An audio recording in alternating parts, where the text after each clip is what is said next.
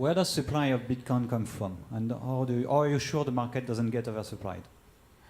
The supply of Bitcoin is determined algorithmically based on a geometrically declining supply function, meaning that in the beginning, every 10 minutes, 50 new Bitcoin are created.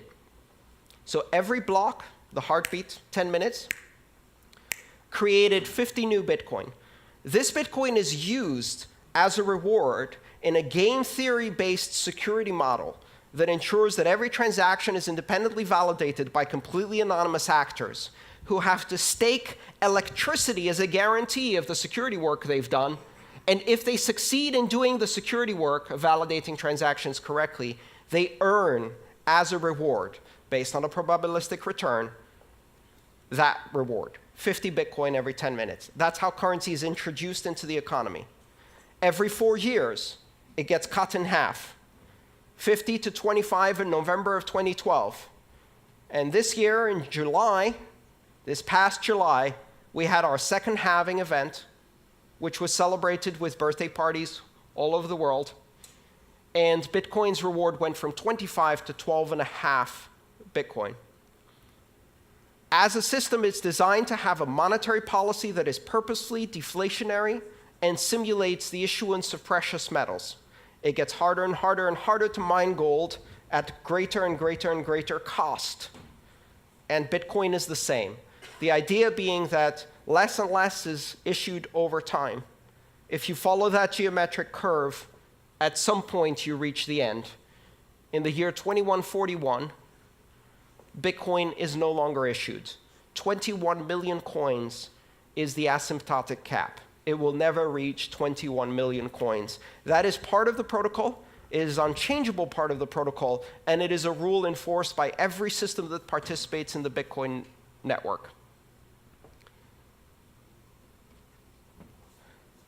It is meant to be sound money, but it's not the only monetary policy that exists. There are several other currencies that implement different monetary policies. The idea is really for Bitcoin to serve as a very, very solid reserve currency for many other things. I have a question about Bitcoin economics. Bitcoin economics, great. Referring to your first talk. Yes, thank you. So there's 70% of all Bitcoins in the world have been given out. Mined already, yes. Okay. You seem to be a fan of Bitcoin, so I am. if there's going to be widespread adoption, Mm-hmm. do you think the supply of new Bitcoins is going to be sufficient for that widespread adoption? And is that going to be in the way of adoption? No, because in my opinion, if there is demand for Bitcoin, the Bitcoin that's already being issued is going to circulate and create velocity in the economy. You know, you have to think of this economy not as a static thing, but as a dynamic thing, where the people who hold Bitcoin are better off in if you have an environment of adoption, investing that Bitcoin. Okay, I get that, but I hold Bitcoin. Yes. As many people here. Would that make us the new 1%? It might make you the new 1%. I certainly wouldn't promise you that. It also might make you the new 0%. We'll see how it goes. In which case, in your world. yes, there is a to go to the root of the question. Bitcoin's current monetary distribution has a pretty nasty Gini coefficient, which means that it's unequally distributed.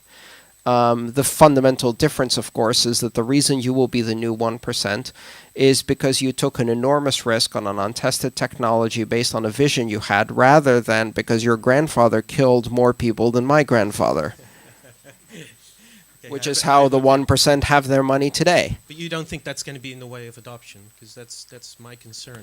I don't think it is going to be in the way of adoption, also because we're going to see other monetary policies and other cryptocurrencies, and they'll serve different needs. We might see ones that are more geared towards higher velocity currency, and Bitcoin may become much more of a long-term store of value. I don't know. We don't know. The market will have to decide these things. But I'm not particularly worried about the fact that people who took enormous risk early on get to have a significant reward if this works, because if it doesn't, nobody's going to bail you out.